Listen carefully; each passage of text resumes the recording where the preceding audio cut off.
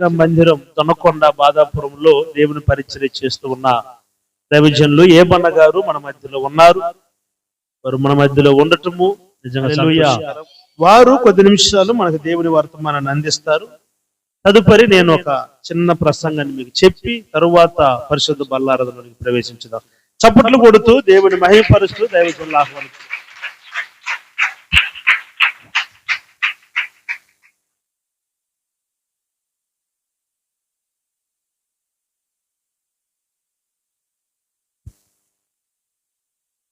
దేవుని పరిశుద్ధ నామానికి మహిమ ప్రభావములు కలుగును గాక. హల్లెలూయా. ఈ సమూహం చూస్తుంటే నిజంగా ఒక మాట చెప్పాలని ఉంది. నిశ్చయముగా దేవుని చేత నేను దీవించబడ్డానేమో. హల్లెలూయా. పడ్డానేమో కాదు, నిజంగానే దేవుని చేత ఆశీర్వదించబడ్డాను. Praise the lord. అన్నగారు ఆరంభంలో ఒక మాట చెప్పారు.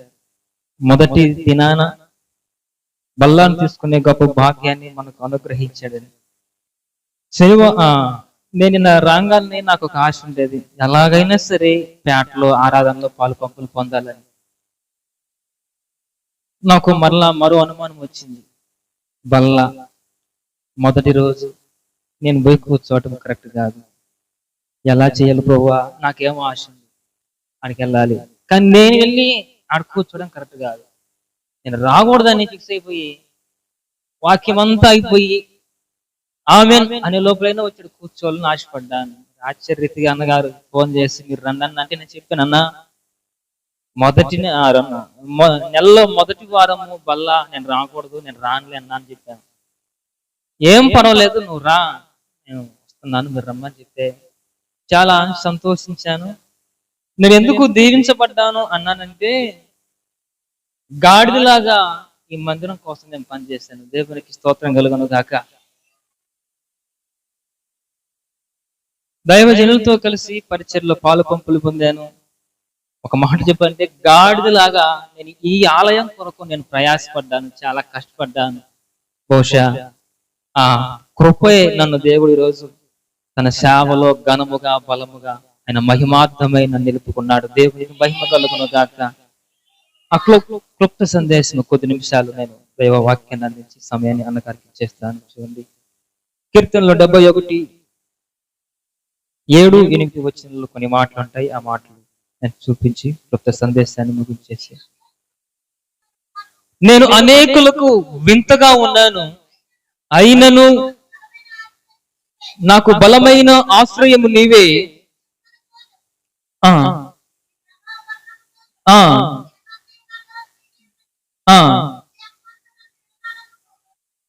చాలమ్మా. నేను అనేకులకు వింతగా ఉన్నాను, నేను అనేకులకు వింతగా ఉన్నాను, అయినను నాకు బలమైన ఆశ్రయము నీవే. నీ కీర్తితోను నీ ప్రభావ వర్ణనతోను దినమంతయు నా నోరు నిండి ఉన్నది. దేవునికి మహిమ కలుగును గాక. ప్రియ దేవుని పిల్లలారా, తలలో పైకెత్తి నా వైపు చూడండి. కీర్తనకారుడైన దావీదు ఒక చక్కటి మాట సెలవిస్తూ ఉన్నాడు. నేను అనేకులకు ఒక వింతగా ఉన్నాను, అయినను నాకు బలమైన ఆశ్రయము నీవే. నీ కీర్తితోను నీ ప్రభావ వర్ణనతోను దినమంతా నా నోరు నిండి ఉన్నదనే కీర్తనకారుడైన దావీదు సెలవిస్తూ ఉన్నాడు.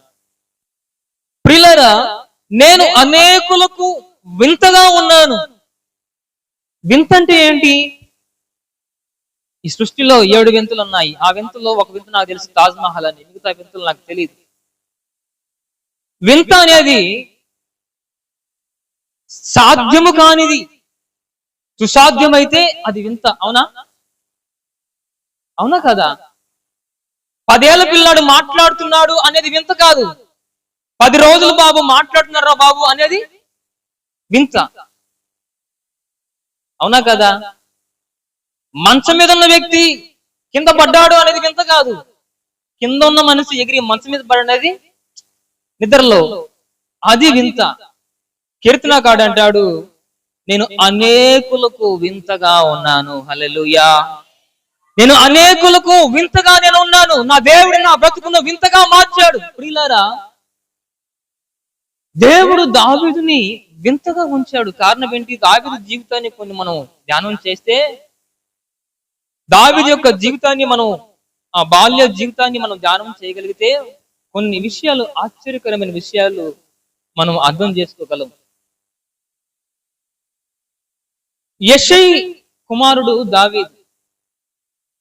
యెషై జీవిస్తున్న కాలంలో యూదుల ఆచారం ప్రకారము ఒక సభ ఉంటదంట. సన్నిహిద్రన్ సభ అని ఒక సభ, సంఘ పెద్దలు కలిసి ఒక సభ ఉంటదంట. ఆ సభలో ఈ యెషై ఒక సంఘ పెద్దగా, ఆ సభలో ఒక సంఘ పెద్దగా 70 మంది సంఘ పెద్దలు కలిగిన ఆ సభలో దావీదు తండ్రి అయిన యెషై కూడా ఆ పెద్దలలో ఒక వ్యక్తిగా ఉండేవాడంట. ప్రియులారా, ఆ విధంగా కొనసాగుతున్న దినాలలో దావీదు ఆ తల్లి గర్భములో ఉన్నప్పుడు ఒక విషయము, ఒక సమస్య వాళ్ళకు వచ్చి పడిందంట. ఆ సమస్య ఏంటంటే, దావీదు బోయాజు సంతతికి చెందినవాడు. అవునా? దావీదు బోయాజు సంతతికి చెందినవాడు. బోయాజు భార్య రూతు మోయాబీరాలు. అవునా? అవునా కదండి? బోయాజు భార్య రూతు మోయాబీరాలు. అంటే ఇశ్రాయేలులో చెందిన సంతతి చెందిన వ్యక్తి కాదు. శపించబడిన సంతతి చెందిన ఆ తల్లి బోయాజు గారి భార్య. ఆ పాత సంబంధాలు వారికి ఉండగా ఈ యెషై మోయాబీరాలని వివాహం చేసుకున్నట్లుగా ఆ యూదా మత గ్రంథాలలో రాయబడినట్లుగా కొందరు పెద్దలు చెప్తుంటారు. మన బైబిల్ అయితే లేదు, కానీ యూదా మత గ్రంథాలలో కొన్ని విషయాలను మరుగుపరిచారు. అంటే మోయాబీరాలను వివాహం చేసుకున్న ఈ యెషై ఇశ్రాయేలీయుల చట్ట సభలో అధ్యక్షుడిగా ఉండటానికి అర్హుడు కాడు. హల్లెలూయా. కాబట్టి అర్హుడు కాడు కాబట్టి వారు అన్నారంట, బాబు, నువ్వు ఈ చట్టసభలో ఒక వ్యక్తిగా నువ్వు పాలు పంపులు పొందాలంటే మోయాబీరాలను వివాహం చేసుకున్న నీవు అర్హుడు కాదు. కాబట్టి ఒకటి, ఈ సభకైనా నీవు రాజీనామా చేసి వెళ్ళిపోవాలి, లేదా నీ భార్యనైనా నీ వదిలేసి వెళ్ళిపోవాలి. ప్రైజలా. ఒకటి, నీ భార్యనైనా వదిలిపెట్టు, లేకపోతే ఈ చట్టసభలో నీకున్న అధికారాన్ని వదిలిపెట్టు అన్నప్పుడు ఆ తల్లి అనిందంట, భార్య వలన ఒక భర్త అగౌరవాలు అవ్వకూడదు, భార్య వలన నీకున్న ఆ ఘనత నా వల్ల నీకు పోకూడదు, కాబట్టి నేనే నిన్ను వదిలేసి వెళ్ళిపోతానయ్యా అంటూ ఆమె దూరం అయిపోయి తన భర్తని విడిచి అడవులకు వెళ్ళిపోయినట్లుగా ఆ యూదా మత గ్రంథాల్లో రాయబడిందని కొందరు పెద్దలు చెప్తుంటే నేను విన్నాను. ప్రియులారా, గమనించండి, అరణ్యములో ప్రసవించిన దావీదు తల్లి, దావీదు కొన్ని సందర్భాల్లో అంటాడు, రహస్యమందు నేను పుట్టి ఉండగా నీవు నన్ను, నీ కన్నులు నన్ను చూచాయి. రహస్య స్థలమందు నేను పుట్టి ఉండగా నీ కన్నులు నన్ను చూచాయి. ప్రైజలా. అరణ్యంలోనే పుట్టాడండి, అరణ్యంలోనే పెరిగాడు. కొన్ని సందర్భాల్లో దావీదు అంటాడు, నా తల్లి సహోదరులకు నేను అన్యున్నైపోయాను, నా తోబుట్టువులకు నేను శత్రువుగా మార్చబడ్డాను, విరోధిగా మార్చబడ్డాను అంటాడు దావీదు. అరణ్యంలో పుట్టిన దావీదుకు అరణ్యంలోనే పెరిగి అరణ్యంలోనే తన జీవితాన్ని కొనసాగిస్తూ ఉండగా ఒకరోజు ఆ తల్లి దావీదు ఇంటికి తీసుకుని వస్తే ఆ పెద్ద కుమారులు అన్నారంట, ఈమె తప్పు చేసి అక్రమంగా ప్రవర్తించి వాడిని కన్నది కాబట్టి ఆమెను మేము చేర్చుకోము అన్నదంట. దావీదు యొక్క తల్లి గారిని కుమారుడు దావీదు అన్నగారు తన తండ్రి చెప్పాడంట, లేదు బాబు, మీ తల్లి గారు ఎటువంటి పొరపాటు చేయలేదు, ఆ బిడ్డకు తండ్రి నేనే అని చెప్తే అయినా వారు వినకుండా తల్లిని మేము అంగీకరిస్తాం గాని ఈ దావీదుని మేము అంగీకరించమని చెప్పగా వీరు చేసేది లేక దావీదుని అడవులకే యెషై అంకితం చేసినట్లుగా తెలుస్తూ ఉంది. వీళ్ళరా, అడవిలో ఒంటరిగా ఉండటం ఎందుకున్నట్లుగా వాళ్ళ తండ్రి గారు 4 గొర్రెలను తీసుకుంటే వాడే కాసుకుంటాడని ఆ గొర్రెలకే, ఆ అడవికే దావీదును అంకితం చేశారండి. అయితే ఒకరోజు దేవుని వాక్కు ప్రవక్తకు ప్రత్యక్షమే సెలవిస్తా ఉంది. యెష్షయి కుమారుల్లో ఒకరిని అభిషేకించబోతున్నాను. సౌలు తర్వాత ఈ దేశాన్ని పరిపాలించే రాజును యెష్షయి గర్భంలో నుంచి నేను లేపబోతున్నాను. హల్లెలూయా, ప్రైజ్ ది లార్డ్. ప్రియులారా, సమూయేలు ప్రవక్త యెష్షయి ఇంటికి వెళ్ళి యెష్షయితో మాట్లాడుతా ఉన్నాడు. నీ కుమారులను తీసుకునిరా, దేవుడు సెలవిస్తున్నాడు, నీ కుమారుల్లో ఒకరిని ఈ దేశ రాజుగా అభిషేకించబోతున్నాను చెప్పగా, తనకు కలిగిన కుమారుని ఒకరు వెంట ఒకరు తీసుకుని వస్తుండగా సమూయేలు అనుకుంటున్నాడు, అయ్యో ఈ వారి శరీర ఆకృతిని చూసి ఇతడేమో అనుకుంటున్నాడు. దేవుడేమో ఇతడు కాదు అంటూ అందరిని తొలగించేశాడు. అందరూ అయిపోయి ఎవరూ లేరు. ఏమండి, మీకు ఇంకా ఎవరన్నా కుమారులు ఉన్నారా, ఇంతేనా అని అడగ్గా ఆయన అన్నాడంట, అయ్యా ఒకడున్నాడు గాని వాడు పనికి మాలనాడయ్యా, వాడు పనికి వచ్చేవాడు కాదు అనగానే, అయినా పర్వాలేదు వాడిని పిలిపించి అనగానే, పిల్లారా అడవిలోకి కౌరు వెళ్ళిందంట. దావీదుని తన తండ్రి పిలిచినట్టుగా తెలవంగానే దావీదు ఆ అరణ్యంలోనే రోధించి ఏడ్చాడంట. కారణం ఏంటంటే, తల్లి ఉన్నా తండ్రి ఉన్నా ఏ ప్రేమానురాగాలకి దావీదు నోచుకోలేదు, ఏ అన్నదమ్ముల సహోదర ప్రేమకు దావీదు నోచుకోలేదు. తల్లి ఉన్న తల్లి ప్రేమను ఏనాడు రుచి చూడలేదు. తండ్రి ఉన్న తండ్రి ఆ గౌరవాన్ని ఏనాడు దావీదు పొందుకోలేదు. అరణ్యములోనే బ్రతుకు గడిపాడు. అరణ్యములోనే ఒంటరి వేళలో దేవునితో తన జీవితాన్ని కొనసాగించినట్టుగా దేవుని వాక్యం గ్రంథస్థం చేయబడి ఉంది. అంటే ఏ ప్రేమకు దావీదు నోచుకోలేదు, ఏ అనురాగానికి దావీదు నోచుకోలేదు. ఏ రోజు తండ్రి చేయి కరుచుకొని తండ్రి వెంట నడవలేదు. తల్లి కౌగిలలో ఏ రోజు దావీదు తన కౌగిలలో తీరలేదు. దావీదు అరణ్యములో తన బతుకును కొనసాగించాడు. సమూయేలు ప్రవక్త దావీదుని పిలువనంపగా, పిల్లారా చినిగిపోయిన వస్త్రాలతో, మాసిపోయిన తలతో, మురికి వస్త్రాలతో ఆ అరణ్యములో నుంచి దావీదు తన ఇంటికి రాగా దేవుడు అంటాడు, సమూయేలు నేను కోరుకున్న నా కుమారుడు ఇక్కడే. హల్లెలూయా. అతన్ని అభిషేకించి వాళ్ళ అన్నలు అనుకుంటారు, ఒరే ఇంత కండలు శరీర బలము కలిగిన మనం ఇంతమంది ఉన్నాము, పనికి మాలను నేనెనరా దేవుడు ఎన్నుకుంటున్నాడు, ఈ నెల కోరుకున్నాడు దేవుడు. ఆన్నే కోరుకున్నాడండి. అందుకే నేను అనేకులకు ఎలా ఉన్నాను, అనేకులకు నేను వింతగా ఉన్నాను. వాళ్ళకు ఆ సందర్భంలో ఒక వింత కలిగిందండి.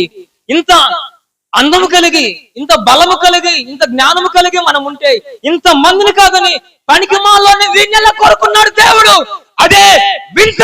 దావీదు అంటాడు, అనేకులకు నేను వింతగా మార్చబడ్డాను. హల్లెలూయా, హల్లెలూయా. అనేకులకు నేను వింతగా మార్చబడ్డాను. ఎస్, అంతమంది జ్ఞానం కలిగిన వారు ఉన్నా, అంతమంది బలము కలిగిన వారున్నా దావీదునే దేవుడు కోరుకున్నాడంటే దావీదు అనేకులకు వింతగా మార్చబడ్డాడు. హల్లెలూయా, హల్లెలూయా. ప్రియులారా, ఒకవేళ ఎవరూ లేదని ఒకవేళ ఈ సందర్భంలో అలసిపోయేవేమో, నీ వారే నిన్ను వెలివేసి, నీ వారే నిన్ను త్రోసివేసి, నీ రక్త సంబంధులే నిన్ను ఒకవేళ ఒంటరి చేసి, ఒకవేళ ఎవరికి చెప్పుకోలేని బాధల మధ్య, ఎవరితో పంచుకోలేని బాధల మధ్యలో నీ హృదయ లోతుల్లో కృంగిపోతూ ఒకవేళ ఒంటరినైపోయానేమో, ఎవరు నా పక్షమై లేరేమో, అందరూ ఉన్న నేను అనాథనైపోయానేమో, అందరూ ఉన్న నేను ఒంటరి వాడిని అయిపోయానేమో అని ఒకవేళ నీ హృదయ అంతరంగ లోతుల్లో కృంగిపోతూ ఉన్నావేమో, నా ప్రభువు నీతో మాట్లాడుతూ ఉన్నాడు. నేను అనేకులకు నా ప్రభు వింతగా మార్చును గాక. హల్లెలూయా. మొదటి వింత దావీదు జీవితంలో, అది మొదటి వింత. రెండో వింత ప్రియులారా, ఆ తర్వాత యెరూషలేమునకు దావీదు రావడానికి అవకాశం కలిగిందండి. ఏనాడు తన తండ్రి ఇంటికి దావీదు రాలేదు, అరణ్యంలోనే గడిపాడు. తర్వాత ఆ అభిషేకం అయిన తర్వాత దావీదుకి ఒక అవకాశం కలిగింది, యెరూషలేము రావడానికి ఒక గొప్ప అవకాశం కలిగింది. తరచు అప్పుడప్పుడు వీలు తిరుగుతే తన తండ్రి ఇంటికి వచ్చి వెళ్ళేవాడు. ప్రియులారా, ఆ మార్గంలో ఒక రోజు తన తండ్రి అన్నాడు, బాబు అన్నలు యుద్ధరంగంలో ఉన్నారు, నువ్వు వెళ్ళి ఒకసారి అన్నోళ్ళు చచ్చారు, బ్రతికారు, యుద్ధంలో గెలిచారు, ఓడిపోయారు, ఒకసారి ఆ కబుర్లు కనుక్కొని రాపోను అన్నంటూ కొంత ఆహారము, తినుబండారాలు, అరిసెలు కాదనుకోండి, ఏదో తినుబండారాలు తీసుకుని తన క్యారేజ్ కట్టి పంపించాడంట. అక్కడికి వెళ్ళంగానే గొల్లియాతు అనబడు ఫిలిష్తీయుల సర్దార్ ఒక సవాల్ విసిరాడండి. ఒక సవాల్ విసిరాడు. ఆ సవాల్ ఏంటంటే, ఇశ్రాయేల్లో ఎవరైనా దమ్మున్న మనగాడు ఉంటే నన్ను ఓడించి ఆ ఫిలిష్తీయుల్ని ఓడించి వెళితే నీకు లొంగిపోతామన్నట్లుగా ఒక సవాల్ విసిరాడు ఫిలిష్తీయుల సర్దారు. ఆ సవాల్ని విన్న ఇశ్రాయేల్లో రాజు సైతము చాటున దాక్కున్నారు, కానీ ఎవడు వెళ్ళి అతను జయించి గెలవగలిగే ప్రయత్నం ఎవడో చేయలేకపోతూ వచ్చారు. ఇవన్నీ మీకు తెలిసిన విషయాలే, అయినా నేను మరో కోణంలో ఒక క్లుప్తంగా నేను చెప్పుకుంటూ వెళ్తాను. ప్రియులారా, అయితే ఆ వార్త విన్న దావీదు అంటాడు, ఏంటంటే ఆట పరిస్థితి బ్రదరు, ఏంటంటే వాడికి కేకలు చెప్పారండి, పలానా వాడికి కేకలేస్తున్నాడు, వాడిని ఓడించుకోమని. సరే నేను వెళ్తాను, అడికి నేను వెళ్తాను. సౌలు అనుకున్నాడు, ఓకే నువ్వు వెళ్తే చస్తేనేమో లొంగిపోతాను, నువ్వు గెలుచుకొని వస్తే ఆ ఘనత నాపై వేసుకొని నువ్వు ఊరేగుతాను. నువ్వు వెళ్ళినట్టుగా సౌలు హ్యాపీగా పంపించేశాడండి. అడంటాడు, యుద్ధానికి వెళ్ళే దావీదు కత్తో డాలు తీసుకుని వెళ్ళాలి కదా, అది రాళ్ళు ఎరుకొని పోతూ ఉండగా అడంటాడు, ఏరా నేనేమన్నా కుక్కనా? నిజంగానే ఆ మాట ఉంది, నేనన్నా కుక్కనా? నువ్వు నాకు కుక్కవేరా. వీళ్ళారా, ఒక్క ఒడిసెల దెబ్బతో దావీదు గొల్లియాతును గెలిచాడు. ఆమె ఒక్క దెబ్బతో దావీదు గొల్లియాతును గెలిచాడు. ఏమండి, అన్ని విద్యల్లో ఆరితేరున్న వ్యక్తులు రణరంగంలో యుద్ధ రంగంలో అక్కడ ఉన్నారు. దేశాన్ని పరిపాలించే రాజు ఆ ప్రాంతంలోనే ఉన్నాడు. ఎవరు చేయని సాహసం, ఎవరు చేయని ఆ వీర కార్యము బాలుడైన దావీదు, నా దేవునిపై ఉన్న నిందను నేను తొలగిస్తాను, నా ప్రజలకు కలిగిన అవమానము నేను తొలగిస్తాను అంటూ ప్రియులారా ఆ రణరంగములోనికి బాలుడైన దావీదు ఒక్క దెబ్బతో గొల్లియాతును జయించాడంటే దావీదు జీవితంలో అనేకులకు అది ఒక వింతగా మార్చబడింది. హల్లెలూయా, హల్లెలూయా. అందుకే దావీదు అంటాడు, నేను అనేకులకు వింతగా నేను మార్చబడ్డాను, అనేకులకు నేను వింతగా మార్చబడ్డాను. అందుకే దావీదు బిల్లారు గమనించండి, దావీదు ఒకే ఒక దెబ్బతో గొల్లియాతును గెలిచి ఇశ్రాయేలుపై ఉన్న ఆ నిందను తొలగించి అఖండమైన విజయాన్ని ఇశ్రాయేలుకు అందించారు. అంటే ఆ చిన్న ప్రాయంలో ఎవరూ చేయని సాహసం, ఎవరూ చేయని ఆ యుద్ధము దావీదు చేయగలిగాడంటే అతని జీవితంలో అది ఒక వింతగా అనేకులకు మార్చబడింది. హల్లెలూయా. మూడవ మాట నేను రెఫరెన్స్ ఇస్తాను క్లుప్తంగా. తర్వాత మొదటిగా అతడు గొర్రెలు కాచుకునే దావీదును దేవుడు రాజుగా మార్చిన ఒక వింత. రెండవది బాలుడైన దావీదు గొల్లియాతును జయించము, అదో రెండో వింత. మూడవది పలుమార్లు బైబిల్ పండితులు చెప్తుంటారండి, 21 సౌలు దావీదు పైకి కత్తి విసిరితే, ఇటు విసిరితే 21 సార్లు చంపాలని దావీదును చంపాలని తన మామయ్య అయిన సౌలు ఇంటి విసిరితే పలుమార్లు దావీదు చేతికి సౌలు చిక్కినా కూడా, పలుమార్లు దావీదు సౌలును చంపే అవకాశం చేజేతులా వచ్చినా కూడా కట్టలు తెచ్చుకునే ముక్కలుగా నరకాలి అనబడిన కోపము, ఆవేశము, ఆక్రోశము, వయసు, శక్తి, బలము దావీదులో ఉన్నా కూడా చేతులకు చిక్కిన సౌలుని చంపకుండా, చేయి వేయకుండా దావీదు సౌలును క్షమించి వదిలించి వేశాడు. హల్లెలూయా. అడవిలో సింహాన్ని చంపిన దావీదుకు సౌలు ఎక్కువ అవుతాడా? ఎలుగుబంటిని చీల్చిన దావీదుకు సౌలు ఎక్కువ అవుతాడా? ఏమండి, అరణ్యములో ఒంటరిగా మందలను మేపిన దావీదుకు సౌలు ఎక్కువ అవుతాడా? ఒడిసిల దెబ్బతో గొల్లియాతును జయించిన దావీదుకు సౌలు ఎక్కువ అవుతాడా? ఛాన్సే లేదు. దావీదు ఒక దెబ్బతో సౌలును చంపగలడు. పొర్రపాటును కూడా సౌలుని దావీదు ముట్టుకోలేదంట. ప్రియులారా, నీలో నాలో ఈ గుణము కలగదు. ఎంత భక్తులైనా, ఎంత పరిశుద్ధులైనా అటువంటి మనసు కలగదు. ఒక ప్రత్యేకమైన వింత మనసు కలిగిన వ్యక్తిలోనే ఆ గుణము కలుగుతుంది. శత్రువును సైతము క్షమించి ప్రేమించగలిగే మనసు నీకు నాకు కలగదండి, వింతైన మనసు కలిగిన వాడికే కలుగుతుంది. అందుకే దావీదంటాడు, అనేకులకు నన్ను వింతగా నేను మార్చబడ్డాను. హల్లెలూయా. దావీదులో ఉన్న ప్రాముఖ్యమైన గుణం ఏంటంటే శత్రువును సైతము క్షమించగలిగే మనసు దావీదు పొందుకోగలిగాడు. ఆమేన్. హల్లెలూయా. శత్రువులు మనం క్షమిస్తామండి? సౌలు చేసిన పనికి, సౌలు చేసిన కార్యానికి దావీదు ముక్కలు ముక్కలుగా నరకాలి. దొరికాడు రా వీడు, ఏటకత్తుతో ముక్కలు ముక్కలుగా నరకాలి. వాస్తవానికి కారణం ఏంటంటే అభిషేకించబడిన వ్యక్తులపై ఏనాడు చేయి చేసుకోకూడదు అనబడిన ఆలోచనతో దావీదు సౌలుపై చేయి వేయలేదండి. కారణం ఏంటంటే దేవుని చేత వారు అభిషేకించబడ్డారు. హల్లెలూయా. హల్లెలూయా. నా ప్రియ సమాజం ఒక మాట చెప్తాను, మంచి మాట. ఏనాడు అభిషేకించబడిన సేవకులు గాని, అభిషేకించబడిన దేవుని పనివారిపై ఏ రోజు పెట్టుకోవాలి, అది మన జీవితాలకు చాలా కీడును మిగులుస్తుంది. అది చాలా శాపాన్ని మన జీవితాల్లో మిగులుస్తుంది. హల్లెలూయా. కారణం దావీదు ఏ రోజు సౌలుని ముట్టలేదు.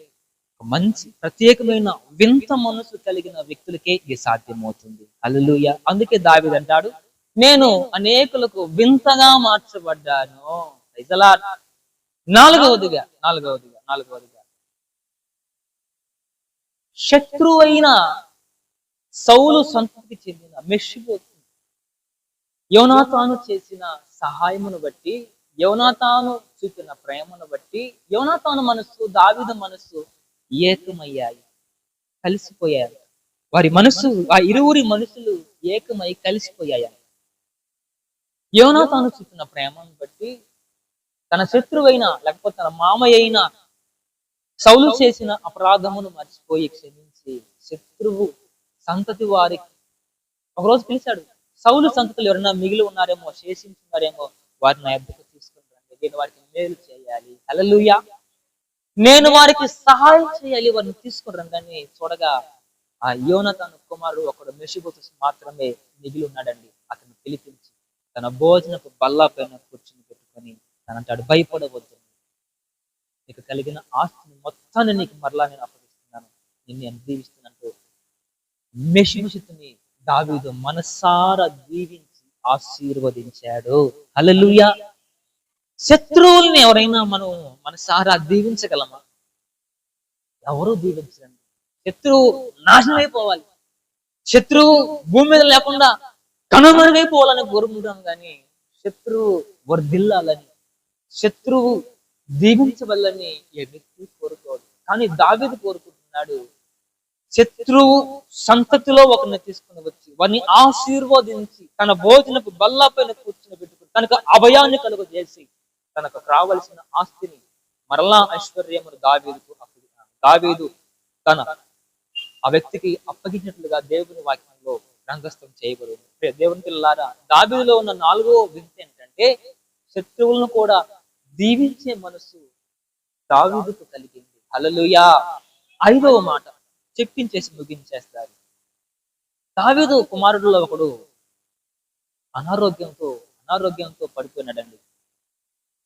ఆ కుమారుని కొరకై కొన్ని దినాలు దావీదు ఉపవాసం ఉండి దేవుని సన్నిధిలో ప్రలాపిస్తూ ఉన్నాడు. ఉపవాసం ఉండి ప్రలాపిస్తూ ఉన్నాడు. పిల్లన ఆ భటులలో, ఆ సైనికులలో కూడా వచ్చి భయపడుతూనే, కంగారు పడుతూనే, రాజా, నువ్వు ఎవరి కోసమైతే ప్రయాసపడుతున్నావో, ఎవరి కోసమైతే నీవు ఇంత నిరహార దీక్ష చేసి లేకపోతే ఉపవాసములు ఉండి ప్రయాసపడుతున్నావో, ఆ కుమారుడు చనిపోయాడు. హల్లెలూయా. ఆ కుమారుడు చనిపోయాడు అని చెప్పగానే దావీదు తలస్నానం చేసి మందిరంలోకి వెళ్ళి దేవుని మరలా మొక్కి ఇంట్లోకి వెళ్ళి భోజనం తెమ్మని తెప్పించుకొని కూర్చొని కడుపార దావీదు భోజనం చేసినట్లుగా దేవుని వాక్యం చదివిస్తావు. మనకు ఒక విచిత్రంగా కనపడుతుందండి.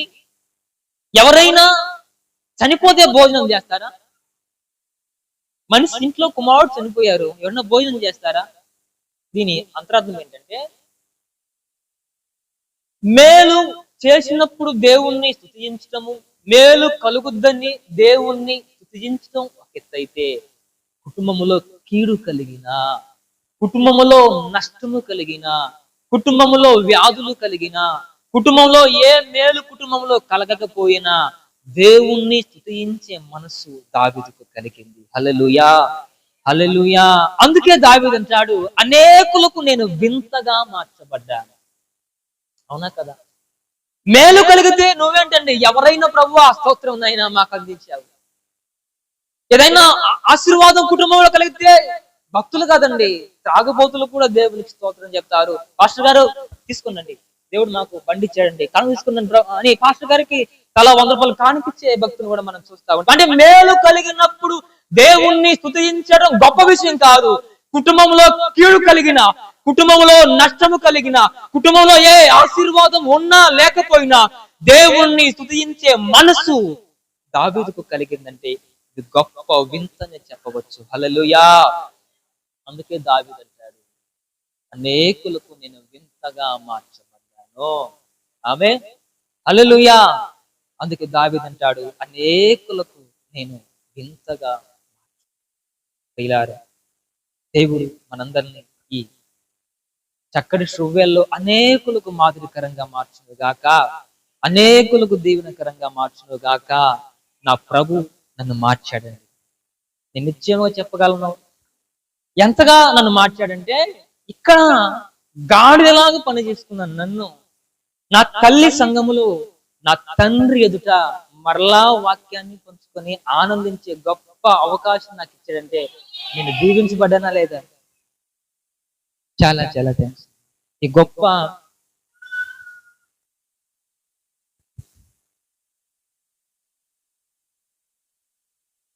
అవకాశం నాకు ఇచ్చింది నిజంగా.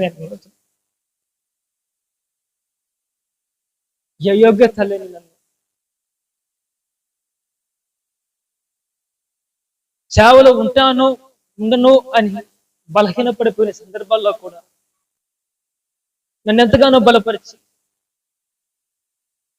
నన్ను ధైర్యపరిచి, అనేకులకు మాదిరికరంగా, అనేకులకు దీవెనకరంగా నన్ను మార్చి ఈరోజు ఆయన చేస్తున్న సంఘంలో నన్ను ఇంతగా కనపరిచి నాకు ఇచ్చిన గొప్ప ధన్యత నిన్ను మనసు ఇంతగా ప్రభువు నన్ను ఆశీర్వదించాడు.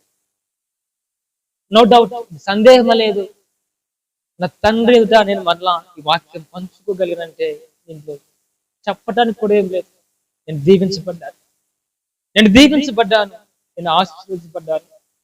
ప్రభు మనందరినీ దీవించి ఆశీర్వదించిన దాకా. శ్రేష్టమైన మాటల్ని మరి దైవజనులు ఏబన్న గారు మనకు పంచిపెట్టారు. దావీదుని వింతగా మార్చిన దేవుడు మన జీవితములను కూడా వింతగా మార్చును గాక. ఒక చిన్న వాక్య భాగాన్ని మనము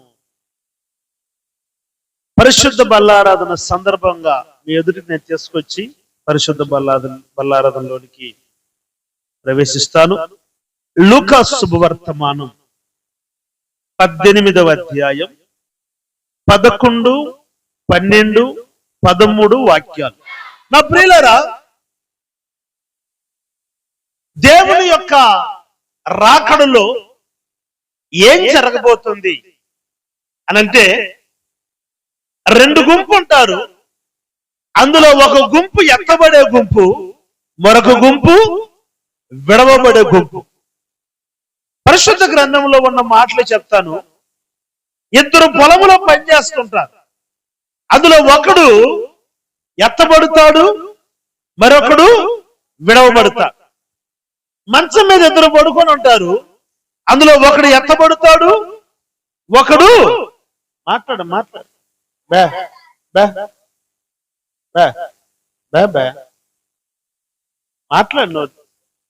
మంచం మీద 2 ఉంటారు. అందులో ఒకరు ఎత్తబడతారు, ఒకరు విడవబడతారు. నా ప్రియులారా, ప్రతి చోట 2 మనుషులు కనపడతారు. జాగ్రత్తగా వినండి. ఏదైనా తోటలో ఇద్దరు మనుషులు కనపడ్డారు. ఒకటి ఆదాము, రెండవది అవ్వ. వారికి దేవుడు ఇద్దరు కుమారులు ఇచ్చాడు. ఒకటి కయ్యను, ఏబేలు. ఆకాశము, భూమి, పరిశుద్ధత, పాపము, నీతి, అనీతి, నిప్పు, నీళ్లు. ఇలా రెండు విషయాలు కనపడుతూ ఉంటాయి. ఇందులో ఒకటి మేలు చేస్తుంది, ఒకటి కీడు చేస్తుంది. దేవుని స్తోత్రం చెప్పండి గట్టిగా. హల్లెలూయా. మరి ఆదాము ఎందుకయ్యా అవి ఇద్దరు మేలు చేయలేకపోయారంటే ఇంకా అది సృష్టి ధర్మం. ఎందుకనంటే ఇంకా ఆ బెండ్ కాబట్టి, అటీస్ బెండ్ కాబట్టి ఇంకా అవ్వ దగ్గర బెండ్ అయిపోయినాడు. దేవునికి స్తోత్రం కలుగును గాక. అర్థమైందండి? మీరు చూడండి, కయ్యను, ఏబేలు. కయ్యను వచ్చి దుర్మార్గుడు, ఏబేలు మంచివాడు. అవునా? ఆకాశము పరిశుద్ధం, భూమి పాపము. పరిశుద్ధత, పాపము అంటే మంచి చెడు. ఈ రెండు విషయాలు కనపడుతూ ఉంటాయి. అయితే ఏదైనా తోటలో మాత్రమే కొంచెం పల్టీ కొట్టింది వ్యవహారం. ఆదాము దగ్గరకు వచ్చి అపవాది ప్రయత్నించుంటాడు, కానీ అపవాది మాటలకి ఆదాము మోసపోల. ఇంక ఎట్టా ఆదాము దగ్గర ఏ కుయుక్తి చల్లదని, పనికిరాదని తెలుసుకునేసి చిన్నగా అవ్వ ఒంటరిగా ఉన్నప్పుడు అవ్వ దగ్గరికి వెళ్ళేసి వేయాల్సినది వేశాడు హృదయంలో. ఏమేశాడు? ఈ పండు తిను దినమున నీవు ఈ చీర నువ్వు కట్టుకుంటే అసలు నీ కోసమే గుట్టినట్టుంటది అది. మీరు చూడండి, అందుకే స్త్రీల్ని బలహీనమైన ఘటమని అన్నారు. ఎందుకు? మీరు చూడండి, నైటీలు, జాకెట్లు తీసుకునేసి ఇది తిరుగుతుంటారు, చొక్కాయలు తీసుకుని తిరుగుతురాట. మేము మోసపోం. దేవుని స్తోత్రం కలుగున గాక. నిజమా? క్లిప్పులోని వదిలిపెట్టము, నైటీ వాళ్ళని వదిలిపెట్టము, ఏది వదిలిపెట్ట, ఎంటికలోని కూడా వదిలిపెట్టము. ఏదిరా కొవ్వు ద్రాక్ష పండ్లు అమ్ముతారు, లేదు ఎంటికలు వ్యాపారం. అంటే అక్కడ మాత్రమే కొంచెం వ్యవహారం పలిచిపోతుంది. ఎందుకంటే అమ్మ మాట దాటలేడు కదండి. అటీస్ చెప్పాలి, అటీస్ బెండ్. అందుకే అటీస్ బెండ్ అంటే అర్థం ఏంటంటే బెండ్ అయిపోతాడు. దేవుని స్తోత్రం కలుగున గాక. హల్లెలూయా. ఎప్పటికైనా తప్పదు ఇంకా స్త్రీ మార్గానికి పురుషుడు రావాల్సినది. దేవరాజుకి అర్థమైతే స్తోత్రం. దేవుని స్తోత్రం చెప్పండి గట్టిగా. ఏదో అర్థమైందండి. ఇప్పుడు ఎక్కువ శాతము ఎవరు పెత్తనం చెల్లుతుంది? మీరు చెప్పండి. మీరు చెప్పండి. పురుషోత్తం అని అడిగితే గబకం చెప్పేస్తారు, కానీ వద్దులే పాపం.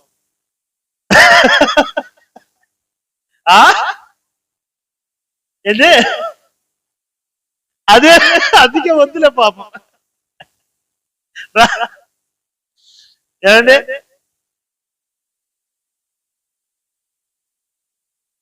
మేము బాబన్న ఫంక్షన్కి మేము ఎందుకు పోతామో అన్ని బిల్డప్లు కొడతారా? ఆమె వచ్చి రెడీ పోదామనింది, నోరు మూసుకుంటాం. అదేందన్నా మరి అంత బిల్డప్ మాట ఏడుతుందన్నా. కత్తి కట్టారని వద్దు, 2 బొట్లు కన్నీరు చాలు ఆయుధ. స్తోత్రం చెప్పండి గట్టిగా. పురుషుల యొక్క హృదయాన్ని మార్చేదానికి పెద్దగా అపవాది లాగా అన్ని ఆయుధాలు దాని అవసరం లేదు. స్త్రీలు వాళ్ళకి పుడతనే దేవుడు ఒక చిన్న వాటర్ ట్యాంక్ పెట్టాడు తల్లో, పుడుపుడు కారుతాయి. అట్లా పురుషులు తొందరగా ఆడవారు కదండి. హృదయంలో ఈమిరుంటే కంటిలో నీళ్లు వస్తాయి పురుషులకి, అది స్త్రీలకి అట్లా కాదు.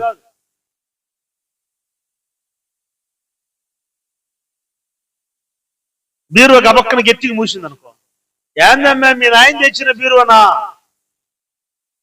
ఇంకేం కాసేపు మేము మాట్లాడదేమి. అన్నమేమే ఏం మాట్లాడు?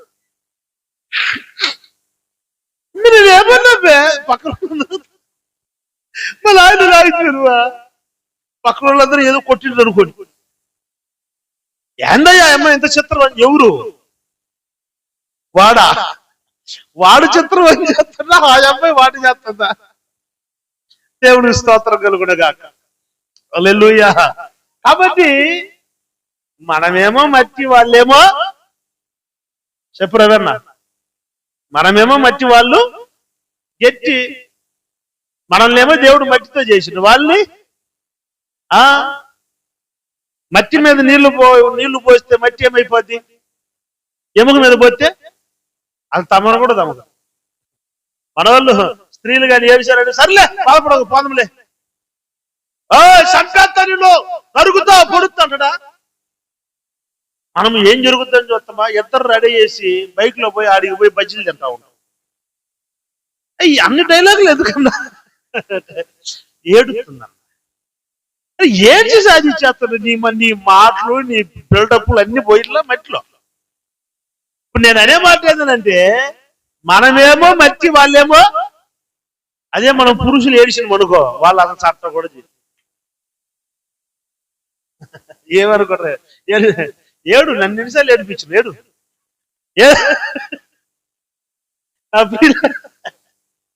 పౌలు వచ్చిందా? పౌలు అందుకే పాపం దళ్ళు కూడా. అమ్మో నాయన, నేను వస్తాను ఇంటికి రోజు. సరేనా? పాపం ఏంది వణికిపోతాను అనుకున్నా. నేను ఫ్యాన్ పెట్టి స్పీడ్ చలి కొనుక్కుతున్నామో అనుకున్నా. కాదు, ప్రశాంత్ వచ్చిందంట. అరే నేను చూడలేదు ఎంతసేపు. దేవుడికి స్తోత్రం కలుగును గాక. హల్లెలూయా. ప్రశాంత్ ఇంటికి పోయి అంటాడు, ఏమన్నా చెప్పినా నా గురించి అమ్మకాడా? అందుకే అన్నట్టు అనడా. నేను ఏం చెప్పలేదు తల్లి, కలిసి ఈ మధ్య మాట్లాడకూడలేదు వీళ్ళతో. మీ ప్రత్యేకమైన వందనాలు నీకు, నీ ఊరు ముప్పలపాడికి. దేవుని స్తోత్రం కలుగును గాక.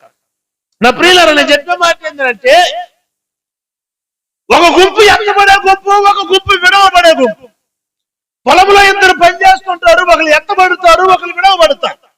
ఇద్దరు మంచం మీద పడుకుంటారు, ఒకరు ఎత్తబడతారు, ఒకరు విడవబడతారు. ఇద్దరు తిరగలు విసురుతుంటారు, ఒకరు ఎత్తబడతారు, ఒకరు విడవబడతారు.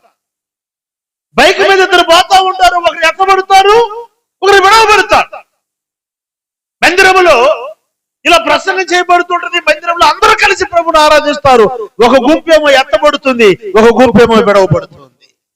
నా ప్రియులారా, ఇదే సన్నివేశాన్ని పరిశుద్ధ గ్రంథంలో ఇప్పుడు మనం చదువుకున్న మాటలో మనకు అర్థమవుతుంది. ఇద్దరు దేవుని మందిరంలోకి వచ్చారు, ఇద్దరు దేవుని మందిరంలోకి వచ్చారు, ఇద్దరు ప్రార్థన చేశారు. నా ప్రియులారా, పరిసయ్యుడు చేసిన ప్రార్థన, సుంకరి చేసిన ప్రార్థన. అందరూ చెప్పండి, పరిసయ్యుడు చేసిన ప్రార్థన, సుంకరి చేసిన ప్రార్థన. పరిసయ్యుడు అంటే ఎవరంటే పరిచారకుడు, పరిచర్య చేసేవాడు. పరిచారకుడు అంటే దేవుని మందిరాన్ని శుభ్రం చేసేవాడు, మందిరముని ఆరాధనకు ముందుగా సిద్ధపరిచేవాడు, వాయిద్యములు వాయించేవాడు, పాటలు పాడేవాడు, వర్షం జరిపేవాడు, ఇంకా కానుకలు ఇచ్చేవాడు, సంఘాన్ని ఇంకా శుభ్రంగా పెట్టుకుని ఈ పరిచారకుడు. సేవకుడు బ్యాగ్ మోసేవాడు, సేవకుడు యొక్క పాదలు కడిగేవాడు, సేవకుడు బట్టలు ఉతికివాడు. వీళ్ళందరూ పరిచారకుడు. అంటే ఈ పరిచారకుడు అంటే ఎవరంటే దేవుడి చేత అంగీకరించబడిన వాడు. సుంకరి అంటే ఎవరంటే త్రోసివేయబడిన వాడు, అంటే తృణీకరించబడిన వాడు. అంటే ఒక మాటలో చెప్పాలంటే దేవుని మందిరములోనికి వచ్చుటకు కూడా అర్హత లేని వాడు సుంకరి. అందుకే చదువుకున్న వాక్యం బాగుంటుంది, సుంకరి దూరమున నిలిచి అనబడిన మాట కనపడుతుంది. అంటే పరిసయ్యుడు దేవుని మందిరంలోకి వచ్చి ప్రార్థన చేస్తున్నాడు, సుంకరి దూరం నిలబడి ఆ ద్వారబంధము దగ్గర నిలబడి ప్రార్థన చేస్తున్నాడు. ప్రియులారా, ఇద్దరు మందిరానికే వచ్చారు. అయితే వీళ్ళ ఇద్దరు విషయములలో మనం బాగా గమనిస్తే, వీళ్ళ ఇద్దరులో స్పిరిచువాలిటీ, ఆత్మీయ జీవితము, వ్యక్తపరచబడే జీవితం, పరలోక రాజ్యమునకు ఎక్కబడే అనుభవాలు, సూచనలు ఎవరిలో కనపడతాయనంటే పరిచారకుల్లో కనపడతాయి. సుంకరు చూసి ఏమంటారు, వీడు కనీసం దేవుడి మందిరంలోకి వెళ్ళేదని కూడా అర్హత లేనివాడు, ఈడేం పోతాడు పరలోకానికి అనుకుంటాం మనం. అయితే జరిగిన విషయం ఏంటో తెలుసండి, పరిచారకుడు విడవబడ్డాడు, సుంకరి ఎత్తబడ్డాడు. చప్పట్లు కొట్టాడు గట్టిగా. హల్లెలూయా. What is this? అదేంటి? అసలు అంగీకరించబడవలసిన వాడు పరిసయ్యుడు, విడవబడవలసిన వాడు సుంకరి. కానీ విడవబడింది పరిసయ్యుడు, ఎత్తబడ్డది, అంగీకరించబడ్డది సుంకరి. దేవుని స్తోత్రం కలుగును గాక. హల్లెలూయా. అదేంటి? అంగీకరించబడవలసిన పరిసయ్యుడు కదా, విడవబడవలసినది సుంకరి కదా. మరి ఇక్కడ ఎవరు తిరగబడింది? ఇంకొక మాట చెప్పనా, పరిసయ్యుడు అతను చేసిన ప్రార్థన ప్రతి విషయం చెప్తాడు. నేను వాళ్ళ వల్లే కాదు, వీళ్ళ వల్లే కాదు, నేను పరిశుద్ధంగా ఉన్నాను, వారానికి 2 మార్లు నేను ఉపవాసం ఉన్నాను, దశమ భాగాలు ఎత్తున్నాను, నేను ఇన్నిసార్లు ప్రార్థన చేస్తున్నాను, దేవుని మందిరానికి అంతే పట్టుకున్నాను, ఇవన్నీ అన్ని చెప్పాడు. అయితే వీటిలో ఒక్క క్వాలిటీ కూడా సుంకర్లో లేదు. ఒక్కడు కూడా చెప్పగలడు, చెప్పేదానికి అర్హత లేదు, చెప్పలేడు. ఎందుకంటే చేస్తే కదా చెప్పేదానికి. ఇప్పుడు పరిచయం ఇన్ని చెప్పాడు, అది చేశాను, ఇది చేశాను, అది ఇచ్చాను, ఇది ఇచ్చాను, ఇన్ని చేశాడే, ఇన్ని చెప్పాడే, మరి ఇందులో ఒక్క చైనా సుంకర చెప్పగలుగుతాడా? చెప్పలేడు, ఎందుకంటే చేయలేదు కాబట్టి. ఇప్పుడు అంగీకరించబడవలసిన వాడు పరిసయ్యుడు, విడవబడవలసిన వాడు సుంకరి. అయితే ఇక్కడ అంగీకరించబడిందేమో సుంకరి, విడవబడిందేమో పరిసయ్యుడు. హల్లెలూయా, హల్లెలూయా. పలు సందర్భాల్లో ఈ వాక్యాన్ని మనం చదువుకున్నాం, పలుసార్లు ఈ వాక్యాన్ని ధ్యానం చేసుకున్నాం. అయితే ఒక కొత్త విషయాన్ని పరిశుద్ధాత్మ దేవుడు నా మనసులో పెట్టాడు. ఇప్పుడు ఇతను విడవబడటానికి, పరిసయ్యుడు విడవబడటానికి, సుంకరి ఎత్తబడటానికి, అంటే సుంకరి అంగీకరించబడటానికి కారణం ఏంటి అంటే, నా ప్రియులరా ఒక చిన్న మాట చెప్తాను జాగ్రత్తగా. ఎందుకు దేవుడు సుంకరిని అంగీకరించి పరిసయ్యుడు తృణీకరించాడు అనంటే, నెంబర్ 1 క్వాలిటీ ఏంటంటే, సుంకరి దేవుని ఎదుట తన తప్పుని, తన పాపముని ఒప్పుకున్నాడు. హల్లెలూయా. ఎన్నెన్నో చెప్పాడు పరిసయ్యుడు చేసిన ప్రార్థన ఇంచుమించు 3-4 వరుసలు ఉంటాయి. సుంకరి చేసిన ప్రార్థన ఒక్క వరుసే ఉంటది. ఒకే ప్రార్థన ఏంటంటే, ఆకాశము తట్టు కన్నులెత్తి చూచుటకు ధైర్యం చాలని, అయిపోయింది, క్లోజ్, అంతే అయిపోయింది. ఆ ఒక్క మాటకి ప్రభు అంటాడు, ఈ పరిసయ్యుడు కంటే ఆ సుంకరి నీతిమంతుడు. కొట్టో చప్పట్ల. హల్లెలూయా. ఈ పరిసయ్యుడు కంటే ఈ సుంకరి నీతిమంతుడు. ఈ సుంకరి ప్రార్థన నేను అంగీకరించాను, ఎత్తబడేవాడు వాడే. కొట్టో చప్పట్ల గట్టిగా. హల్లెలూయా. ఎందుకు అయ్యాలంటే, ఈ పరిసయ్యుడిలో లేనిది ఏమందత్వంలో పరిసయ్యుడు దశభాగంలో ఇవ్వగలుగుతాడు, పరిసయ్యుడు ఆరాధన చేయగలుగుతాడు, పరిసయ్యుడు పాటలు పాడగలుగుతాడు, పరిసయ్యుడు దేవుడు పరిచయం చేయగలుగుతాడు. ఆ సుంకరి ఏమి చేసేదానికి ప్రయోజనం లేనివాడు. అయితే ఎలా అంగీకరించబడ్డాడు? ఒకే ఒక క్వాలిటీ, అది ఏంటయ్యారంటే, దేవుని ఎదుట తాను చేసిన తప్పుని ఒప్పుకునే తప్పు ధైర్యము వాడు. హల్లెలూయా. చాలా మంది అనుకుంటారు తప్పును కప్పి పెట్టుకునేది తెలివితేటలని, దుర్మార్గపు తేటలని. దేవుని వాక్యం అంటుంది, అతిక్రమములు దాచిపెట్టువాడు వర్ధిల్లుడు, కానీ దాన్ని ఒప్పుకొని విడిచిపెట్టువాడు కనికరించబడతాడు. నేనేమంటానంటే, మన తెలివితేటలను బట్టి మనుషుల దగ్గర కప్పి పుంచొచ్చు కానీ, మూసిపెట్టొచ్చు కానీ, దేవుని దగ్గర మనం ఏది దాచలేము. హల్లెలూయా. ఎందుకంటే ఆయన అందరినీ ఎరిగిన వాడు, ఆంతర్యములను గ్రహించిన వాడు, ఆయనకు సాటి అయినది ఏమీ లేదు. అందుకే దావీదు అంటాడు 139వ కీర్తన, రహస్యమందు నా ఎముకలు సృష్టించబడుట నీకు మరుగు కాలేదు అని అన్నాడు. తల్లి గర్భంలో ఎముకలు రూపించబడటము అసలు తల్లికే తెలియదు అది.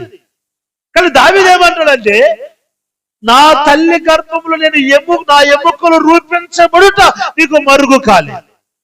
అంటే అది కూడా నువ్వు చూస్తూ ఉన్నా. అంటే ఆయనకి ఏం దాచగలుగుతావు? మన తెలివితేటలు బట్టి మనుషుల దగ్గర దాచగలుగుతాం, కానీ దేవుని దగ్గర దాచగలుగుతామా? ఆయన హృదయ రహస్యములు ఎరిగిన దేవుడు. సమూయేలు ఏమంటాడు? సమూయేలు, మనుషులైతే పై రూపాన్ని చూస్తారు, నేను హృదయాంతరంగమును చూసే దేవుడిని అన్నాడు. అంటే అర్థమేంటి? దేవుడు దేన్ని చూస్తున్నాడు? పరిశుద్ధుడు పై రూపాన్ని చూడట్లేదు, దేవుడు సుంకరి అంతరంగాన్ని చూస్తూ ఉన్నాడు. హల్లెలూయా. నా ప్రియమైన దేవుని బిడ్డలారా, ఈ దినము దేనికి దమ్ము కావాలి? దేనికి ధైర్యం కావాలి? నీవు చేస్తున్న పొరపాట్లు కప్పిపుచ్చేదానికి కాదు నీకు కావాల్సిన ధైర్యం, దాన్ని ఒప్పుకునే ధైర్యం నీకు కావాలా? దేవుని స్తోత్రం చెప్పండి గట్టిగా. హల్లెలూయా.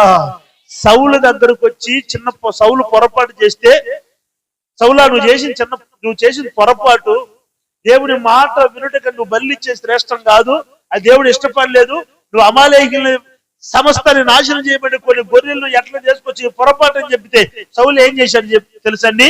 ఆ తప్పుని కవర్ చేశాడు. ఏం చేశాడు? కవరింగ్. ఏంటది కవరింగ్ అంటే? చెప్పండి మీకు అర్థమయ్యేటట్టు. స్నానం చేయరు, సెంటు కొట్టుకుంటారు. అది స్తోత్రం చెప్పండి గట్టిగా. అదే కవరింగ్. మీకు అర్థమైందండి? పెళ్లికి పోయినప్పుడు పెళ్లి కూతురు పోయి చూసినప్పుడు ఆ అమ్మాయి విచిత్రం కనపడద్ది.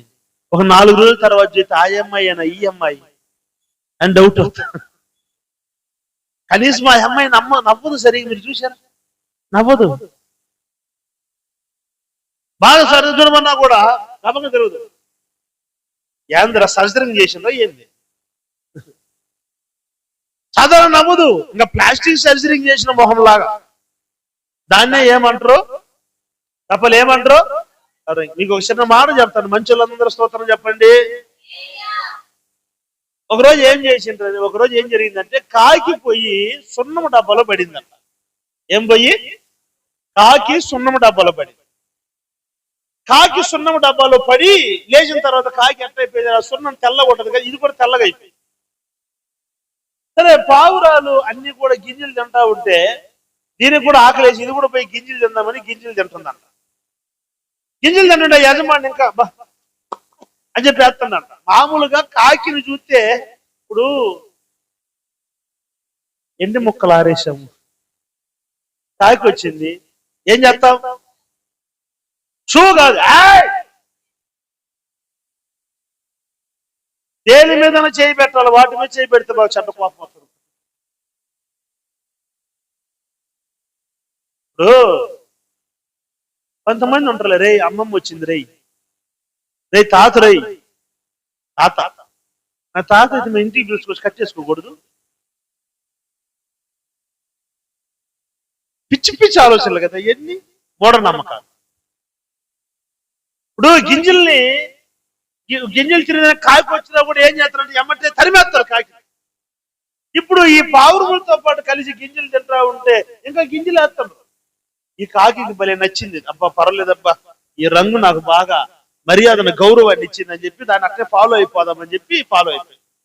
సరే, పావురాలను ఎగిరిపోతా ఉంటే కాకి కూడా వాటితో పాటు ఎగిరిపోతా ఉన్నప్పుడు కొంత దూరం పోయిన తర్వాత పావురం అడిగిందంట. ఒక పావురం, అసలైన పావురం దీన్ని అడిగిందంట, మా శరీరం లాగా నీ శరీరం లేదే, నీదే ఎంత లాగా దున్నపోతు లాగుంది, మాది చూడు ఎంత బాగుంది, శరీరం ఎంత బాగుంది నీట్గా, నీదే ఎంత లాగుందని అంటే ఈ కాకి అన్నదంట, నేను దుబాయ్ పావురాన్ని. కవరింగ్ ఏంది? కవరింగ్. నేను దుబాయ్ పావురాన్ని, మేము అక్కడికే ఉంటాం అన్నది. అన్నా సరే, ఓకే రైట్, పోదప్ప, ఆనంద యాత్ర పోతా ఉన్నాం. సరే, కొంత దూరం పోయిన తర్వాత ఇంకొక పావురం గమనించి, మా ముక్కు చిన్నగా బాగా అందంగా ఉంది, నీ ముక్కు అంది అట్లుంది అని అడిగిందంట. ఏమంటే దీనికి ఏం చెప్పాలి అర్థం కాకుండా కాకి,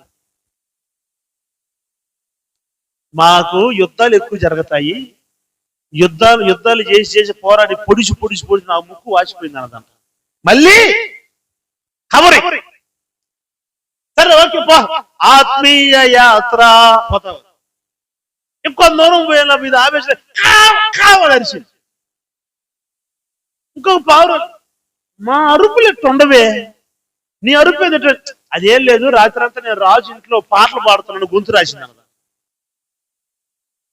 అవునా, సరే ఓకే పా అని చెప్పేసి అన్ని పోతా ఉన్నాయి. కొంత దూరం పోయేలాక వర్షం పడుతుందంట. వర్షం పడుతుంది, ఆ వర్షానికి తడిసింది, ఈ రంగంతా కూడా కారిపోయింది, అసలు రంగు వెలిసింది, అసలైన స్వభావం బయటపడ్డది. అంటే దాని స్వరూపం, కాకి అనబడిన స్వరూపం బయటపడింది. నేను అంటాను, తొలకరి వాన కురవబోతుంది. హల్లెలూయా. కడవరి వాన కురవబోతుంది. కాకి వలె సున్నము డబ్బాలో పడిపోయి నేను కూడా పరిశుద్ధురాలను అనుకొని బ్రతుకుతూ ఉన్న ప్రతి ఒక్కరి యొక్క రంగు వెలవబోతుంది. కొట్టు చప్పట్ల కానీ. హల్లెలూయా. ప్రతి స్వభావం వల్ల దేవుడు బయటకు తీసుకొస్తాడు. సౌలు కవర్ చేస్తున్నాడు, ఇది నాకు కాదు, దేవుడికి తెచ్చాడు. అది ఇన్ని పోరాటం ఎందుకు? అయ్యో తప్పు అయిపోయింది, సేవ కూడా తప్పైంది పాస్టర్ గారు అని చెప్పి అయిపోయింది కదా దెబ్బకి.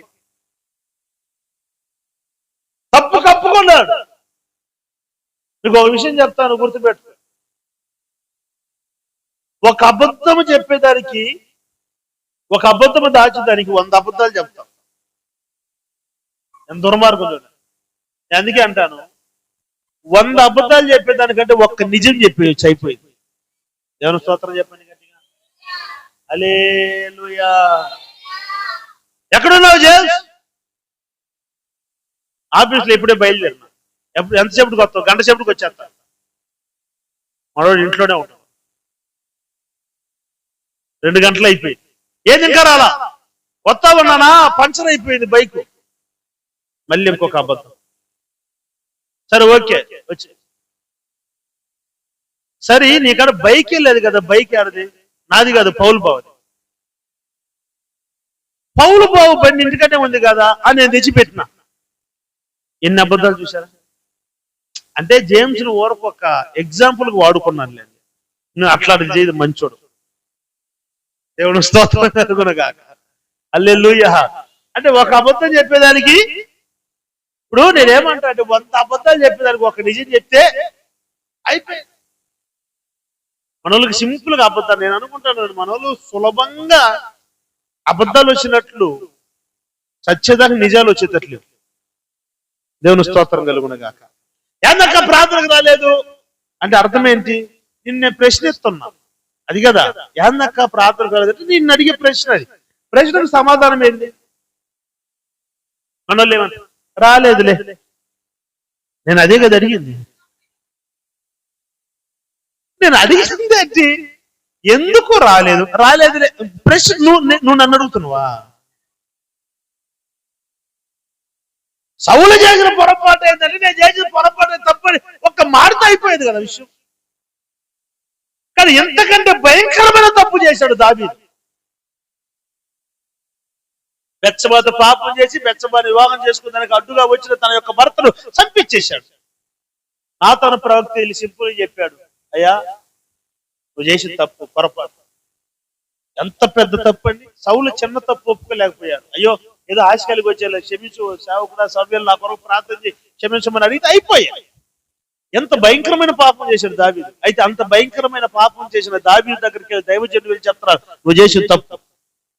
వెంటనే మోకరించి దేవుని సన్నిధిలో, ప్రభువా నీకు విరోధంగా నేను పాపం చేసినాను నాయన, నన్ను క్షమించు ప్రభువా. 51వ కీర్తన మీరు తర్వాత చదువుకోండి. అక్కడ చేసిన ప్రతి ప్రార్థన అది. కేవలము నా దేవునికి విరోధంగానే పాపం చేశాను. మరో కీర్తన దావీదు రాస్తాడు ఏదంటే, నా పరుపు నా కన్నీటికి కొట్టుకొని పోయిందన్నారు. దేవుని స్తోత్రం కలుగునగాక. హల్లెలూయా. నేనేమన్నానంటే పాపముని ఒప్పుకునే దాంట్లోకే ధైర్యం కావాలి. దేవునికి ఇష్టలు ఎవరో తెలుసా? పాపాన్ని కప్పుకొని కాకి వలె కవరింగ్ చేసే వాళ్ళు కాదు, దాన్ని ఒప్పుకొని విడిచిపెట్టే వాళ్ళు కావాలి. ఒప్పుకునే వాళ్ళు దేవునికి ఇష్టలు. హల్లెలూయా, హల్లెలూయా. పరిసయ్యుడు చెప్పేదంతా నిజాలే, కానీ పరిసయ్యుడు చెప్పని నిజాలు కూడా కొన్ని ఉన్నాయి. అవి చెప్పలా. ఈ చెప్పిన నిజాలు ఏది? వారానికి 2 రోజులు ఉపవాసం ఉంటాడు, ప్రతి ఆరాధనలు కలుసుకుంటాడు, దశంభాగాలు ఎత్తాడు, కానుకలు ఎత్తాడు, అన్ని చేస్తాడు. ఎన్ని నిజాలే, కానీ ఇంకా చెప్పాల్సిన నిజాలు కొన్ని ఉన్నాయి. అవి చెప్పలా. అదే అవి అంతరంగంలో చేసే పాపాలు, అవి చెప్పలా. కానీ ఇతను ఏది మనుషులకి కనపడి మనుషులు మెచ్చుకోవాలని చెప్పాలో అవి చెప్పలేదు శంకరి. దేవుని ఎదుట ఏది దాచకూడదో అది దాచకుండా దేవుని ఎదుట చెప్పేశాడు. ఏం చెప్పాడనంటే, నేను పాపిని నాయన. అది నచ్చింది దేవుడికి. హల్లెలూయా. అది సబ్జెక్ట్ చాలా పెద్దదండి. తర్వాత కూడా అంటాడు, తగ్గింపు గురించి చెప్తాడు, అతనిలో ఉన్న యథార్థం గురించి ఎన్ని చెప్తాడు. ఎన్ని పక్కన పెడితే ఒకటి, ఆ సుంకరి ప్రార్థనను దేవుడు అంగీకరించిన దానికి, సుంకరి ఎత్తబడటానికి, పరిసయ్యుని విడవబడటానికి ఓన్లీ వన్ రీజన్ ఏంటంటే, పరిసయ్యుడు తాను చేసిన తప్పును కప్పుకున్నాడు, సుంకరి దాన్ని ఒప్పుకున్నాడు. హల్లెలూయా. సుంకరి ఎత్తబడ్డాడు, పరిసయ్యుడు విడవబడ్డాడు. నేను అంటాను, ఈ దినము ఇంతకు నువ్వు ఏ గుంపులో ఉంటావు? ఎత్తబడే గుంపులో ఉంటావా? విడవబడే గుంపులో ఉంటావా? సుంకరి గుంపులో ఉంటావా? పరిసయ్యుని గుంపులో ఉంటావా? మనుషుల కొరకు భక్తి చేస్తావా? దేవుని కొరకు భక్తి చేస్తావా? నీ ప్రార్థన ఎవరిని మెప్పింపజేసేదానికి? మనుషులనా? మనుషులు సంతోష పెట్టేదానిక? దేని కొరకు? హృదయ రహస్యములను ఎరిగిన దేవుడు ఆయన. హల్లెలూయా. వాళ్ళు నా గురించి ఏమనుకుంటారు, వీళ్ళు నా గురించి ఏమనుకుంటారు, వాళ్ళు ఏమంటారు, వీళ్ళు ఏమంటారు, ఎప్పుడు దాని గురించి మనం ఆలోచించకూడదు. నా దేవుడు నన్ను గురించి ఏమనుకుంటాడు, అది. హల్లెలూయా. దేవుడే మన కొరకు రక్తము గార్చాడు. స్తోత్రం చెప్పండి గట్టిగా. నీ అక్కన పక్కన వాళ్ళు నీ కొరకు ప్రాణం పెట్టడము కాదు, నీ కొరకు కనీసము 1 మైలు దూరము కూడా రాలేరు వారు. కానీ నీ కొరకు పరముని విడిచిపెట్టి దిగి వచ్చినాడు ఆయన. నీ కొరకు ఆయన రక్తం పెట్టడంగా తన ప్రాణాన్ని పెట్టేశాడు ఆయన నీ కొరకు. నేను అంటాను, నిన్ను గురించి ప్రభు ఏమనుకున్నాడు అది కావాలి, అది ఇంపార్టెంట్. నిన్ను గురించి వాళ్ళు ఏమనుకున్నారు అనేది కాదు అంటారు. మన తప్పులు ఒప్పుకున్నామనుకో, అంత తప్ప, అంత పాపిష్టోడా? అవును. పౌలేమన్నాడు, నేను పాపులలో అంత పరిశుద్ధుడైన పౌలు అని పేరు పొందిన పౌలు ధైర్యం ఒప్పుకున్నాడు ఏంటంటే, పాపులలో నేనే ప్రధానుడు అన్నాడు, అపోస్తులలో నేను కడపటి వాడిని అన్నాడు. మనం చూడండి, మనం ఏం చేస్తామంటే అపోస్తులలో నేనే మొదటి వాడిని, పాపులలో కడపటి వాడిని అంటాం మనం. అంటే పౌలు ఎంత బహిరంగ ఒప్పుకున్నాడు, అపోస్తులలో నేను చివరిలో ఉన్నాను, పాపులలో నేనే మొదట ఉన్నాను. అంటే ఎంత దమ్ము ఉండాలండి. అవ్వ కూడా ఆ రోజు అయ్యో పాపం చేసేసాను, అయ్యో ఆదాము దగ్గరికి వెళ్ళి ఆదాము మనం ఏం చేశాను, అయ్యో పాపం చేసి తప్పు అయిపోయిందంటే దెబ్బకి అయిపోయింది. ఈ రోజు ఎంత కరం లేదు మనకి. స్తోత్రం చెప్పండి గట్టిగా. ఎంత బాధ లేదు. పాపం పౌలు కూడా ఇట్లాంటి ఫోటోలు తీసే బాధ ఉండదు. అంటే ఇన్ని ఎందుకు వచ్చింది? ఒక్క చిన్న మాట, ఆదాము అయ్యా నేను పాపం చేసేసాను, అయ్యా నేను తప్పు చేసేసాను, అయిపోయింది దెబ్బకి. కానీ ఆదాము ఏమన్నాడు, నేను పాపం చేయలే, నీవు నాకిచ్చిన స్త్రీ అంటే మీ భార్యలు కాదు, మీ భార్యలు స్త్రీలు కదా. మరి అట చెప్పరా అండి? అదమే, నీవు నాకిచ్చిన భార్య ఆ పండు తెచ్చిచ్చింది. సరే అవ్వ దగ్గరికి వెళ్ళాడు. అవ్వ మరి నువ్వెందుకు ఈ పొరపాటు చేసావనంటే, నేను చేయలా, ఆ సర్పము చేపించింది. చూసారండి, వాళ్ళు వీళ్ళు ఎట్లానే తిరుగుతా ఉంది. ఇక్కడే ఇట్లా తిరుగుతుంది. ఇక్కడ నో, ఎవరి ఆత్మకు వాళ్ళే బాధ్యులు. వాళ్ళు చేయించారు, వీళ్ళు చెప్పారు, వాళ్ళు చెప్పారు, వీళ్ళు చెప్పారు, వీళ్ళు ఎప్పుడు మన యోగక్షేమాలు కోరరు. మన క్షేమము కోరేవాడు ప్రభువైన యేసుక్రీస్తు వారు ఒక్కడే. మన మేలు కోరేవాడు ప్రభువైన యేసుక్రీస్తు వారు ఒక్కడే. కాబట్టి ఆ యేసుక్రీస్తు వారికి యథార్థంగా ఉండాలి. హల్లెలూయా. ఈ లోకం మనం ఏమి చేసినా ఈ లోకము ఏదో ఒక మాట అంటూనే ఉంటుంది. ఎవరు స్తోత్రం చెప్పండి గట్టిగా, చెప్పరు గట్టిగా. ఈ లోకం మనం ఏం చేసినా చెప్పాలి. ఏం చేసినా, మన సిఆర్పిఎఫ్ లో మీటింగ్ జరిగినప్పుడు 2వ రోజు మంచి ప్రచండమైన వర్షం పడింది. వర్షం ఆగేదాకా వర్షిపు ఆగలే ఇక్కడ. ఎవరు స్తోత్రం చెప్పండి గట్టిగా. అసలు మామూలుగా కానీ జరుగుంటే మీటింగ్ అంత ఎఫెక్ట్ ఉండేది కాదేమో. వర్షం పడబెట్టి ఆ మీటింగ్ సక్సెస్ అయినాయి. అది ఏం వర్షం అంటే, కురిసింది తొలకరి వాన నా గుండెలోన, చిరుజల్లులా ఉపదేశమే, నీ వాక్యమే వర్షమై. హల్లెలూయా. అది ఏం వర్షం అంటే ఆశీర్వాదపు వర్షం. అది అంతే. నువ్వు చిన్న మాట చెప్పనా, మనం వర్షములో వర్షిప్ చేయాలని దేవుని చిత్తం. ఎట్లా చెప్తున్నది అయ్యన్నానంటే, ఒకవేళ వర్షం వచ్చిందని ఎక్కడోళ్ళు ఆడ అన్ని క్లోజ్ చేసుకుని వెళ్ళిపోవాలన్నది దేవుని చిత్తం అయితే దేవుడు కరెంట్ తీసేసి ఉంటాడు. సిఆర్పిఎఫ్ లో ఉన్న ఒక ప్రత్యేకత ఏంటో తెలిసిన, చిన్న గాలి వీచితే కరెంట్ తీసేస్తారు అక్కడ. ఎట్లాంటి వర్షం ఆ రోజు? ఎవరెవరు వచ్చారు అప్పుడు? రవి నువ్వు రాలా? మరి చెయ్యొద్దు పైకి, చెయ్యి కూడా ఎత్తాల మళ్ళీ.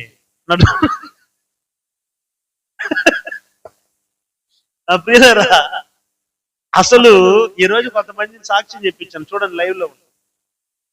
ఈరోజు కృతజ్ఞత ఆదివారం. మరి మీటింగ్ సక్సెస్ చేసి ఒక్కొక్కరు వాళ్ళ సాక్ష్యం చెప్తుంటే ఒక సహోదరి చెప్పింది ఏంటంటే, ఆ వర్షంలో నేను బలమైన పరిశుద్ధాత్మను పొందుకున్నాను అన్నది. అప్పట్లో కొడుతుంది. వీళ్ళకి పలహారాలు ఏమి తెచ్చకూడదు, సరేనా? లడ్లు గిడ్లు ఏం తేకూడదు. ఒకళ్ళు ఎవరన్నా తెచ్చే వాళ్ళైతే డైరెక్ట్ తీసుకుపోయి కారులో పెట్టారు. దేవునికి స్తోత్రం కలుగును గాక. నువ్వేం తేలేదు పురుషోత్తమన్నా? ఏ స్వీట్స్ మిక్చర్ ఏం తేలేదా? గమ్ముకుంటుంది ఏంది రాజమక్క?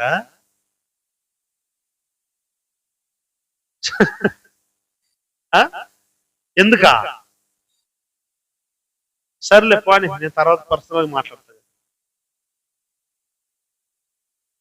కొంతమంది అన్నారు ఏంటంటే వీళ్ళు ఓవర్లే వర్షంలో కూడా వర్షిప్ చేయాలంటే వీళ్ళు పెద్ద ఓవర్లే వీళ్ళు అని అన్నారు. యూట్యూబ్ లో ఇంట్లో కూర్చొని యూట్యూబ్ లో చూస్తా నీకు అంత బాధ ఎందుకని మెసేజ్ పెడతాం. నీ బాధ ఏంది? ఏడ తడిసేది మేము, అరిసేది మేము, పోరాడేది అది నీ బాధ ఏంది? తాడు బంగారం లేనోడు నువ్వు, నీకెందుకురా నాయన? ఇక్కడ ఒక పోరాటంలో ఉన్నా. ఇది ఒక పోరాటం, ఇది ఒక ఆత్మీయ పోరాటం. కొన్ని శోధనలు వస్తాయి. పస్కా పండుగలు ఎప్పుడు హైలైట్ అయిపోయిందో తెలుసండి? చివరిగా 2026లో నేను వాక్యం చెప్తాను, వర్షం పడి ప్రచండమైన వర్షం పడి, ఆ వర్షంలో ఇప్పటికి ఉంది యూట్యూబ్ లో. ఆ వర్షం దెబ్బతోటి పస్కా పండుగలు హైలైట్ అయింది. దేవుని స్తోత్రం కలుగును గాక. నేను అదే చెప్పాను, ఏంటంటే ఈ వర్షముతో ఈ సంవత్సరంలో నూతన సంవత్సరం అడుగు పెట్టాం కాబట్టి ఈ సంవత్సరం అంతా ఇంకా సంఘాన్ని దేవుడు అభివృద్ధిలోనికి తెస్తాడు, ఎల్లలు పొడిగిస్తాడు, విస్తరింపజేస్తాడు. హల్లెలూయా. ప్రియులారా, వాళ్ళు అసలు మనకు సంబంధం లేనివాడు మాట్లాడుతున్నాడు. వీడికి బ్యాట్ పట్టుకొని చేత కాదు, ధోని అంత అట్టాడిండు, ఆ బాల్ అట్టా కొట్టేది, స్టెప్ వేసి కొడితే పోవాలా, ఈడు పోవాలా ముందు, ఈడు పోతే సంబంధం లేదు. ట్రైన్ యాక్సిడెంట్ అయింది, అమ్మో ఇంతమంది ప్రాణాలు పోయినాయి, బాధపడద్దు. ఆ ట్రైన్ వాడు తోలేటప్పుడు వాడు టీ తాగుతున్నాడు అంట. వీడికి చెప్పిండ్రు, ఇప్పుడు వాడు టీ నీ ఎవరురా నువ్వు, అసలు నీకే సంబంధం రా? మేము ఇక్కడ పోరాడుతున్నాం, ఇక్కడ దేవుడి పరిచయం కొరకు పోరాడుతున్నా, పానార్పణంగా ప్రభు పాద సన్నిధిలో పోయబడుతున్నా, మరణమో జీవమో ప్రభు కొరకు, అంతే. హల్లెలూయా. అంతే. 15 సంవత్సరంలో అయింది. ఏ డబ్బు కొరకు లేకపోతే, ఏ ధనాపేక్ష కొరకు లేకపోతే, ఏ అంతస్తుల కొరకు ఆస్తుల కొరకు లేకపోతే, ఏదో హోదాల కొరకు, ఎవరు షాల్ కప్పుతారనో, ఏదో పూతనలు ఎత్తారేనో, దేనికో కొరకు సేవ చేసేది. ఒకే ఒక భారం, కొన్ని ఆత్మల దేవుని రాజ్యం కొరకు సిద్ధపరచాలి. హల్లెలూయా, హల్లెలూయా. ఈనాటికి ధనాపేక్షల దగ్గరికి రానివ్వకుండా చూసుకుంటున్నా. స్తోత్రం చెప్పండి గట్టిగా. హల్లెలూయా. పొరపాటున స్త్రీ మీద ఎలాంటి దురుద్దేశం లేకుండా ప్రతి ఒక్కరిని చెల్లిగా, తల్లిగా, అక్కగా భావిస్తున్నా. నాకు అది కప్పలేదు, నాకు శాలు కప్పలేదు, నాకు సింహాసనం మీద ఏ రోజు లేదు, రాదు. ఇక్కడ ఒకే పోరాటం, నా దేవుడి కొరకు ఒక గుంపును ఆయత్తపరచాలి. ఎప్పుడైనా రాకడా, అంతలోపు నా వల్ల అయినంత వరకు కొంతమందిని దేవుడు రాకడ కొరకు సిద్ధపరచాలన్నది కదా పోరాటం. వీడు వర్షానికి టీవీ చూస్తా, యూట్యూబ్ లో వేడివేడికి బజ్జీలు తింటా, వీడు నా కమెంట్ పెడుతుండు. అంత బాధ అవసరమా?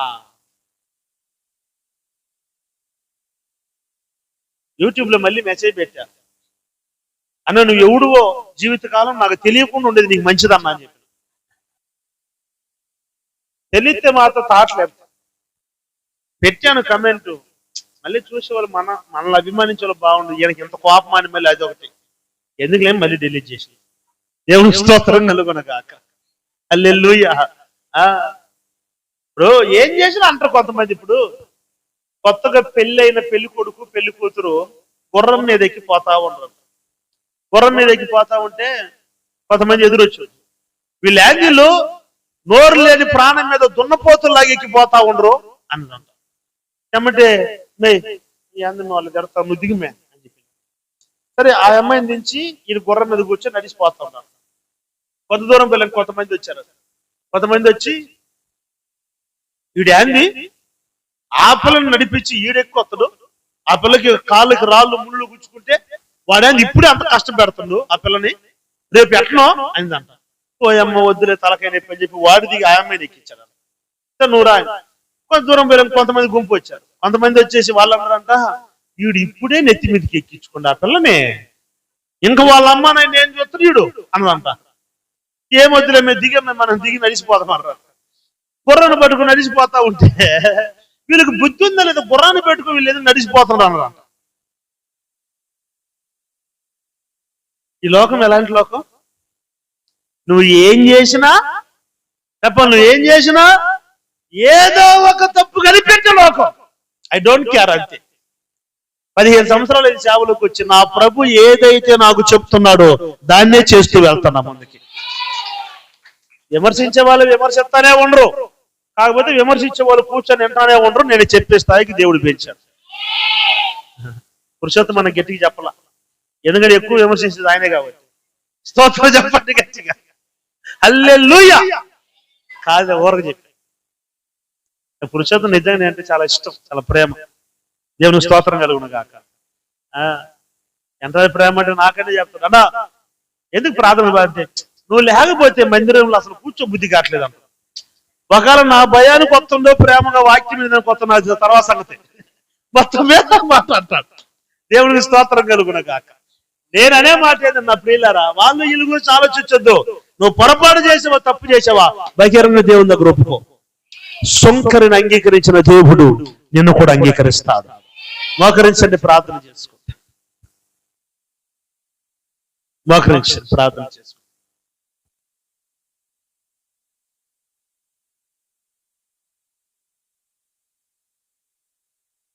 అందరూ మోకరించండి. ప్రార్థన చెప్పబడిన మాట వినికిడుల్లో దేవుడు ఫలభరితముగా మార్చినట్లు ప్రభు సన్నిధిలో ప్రార్థన.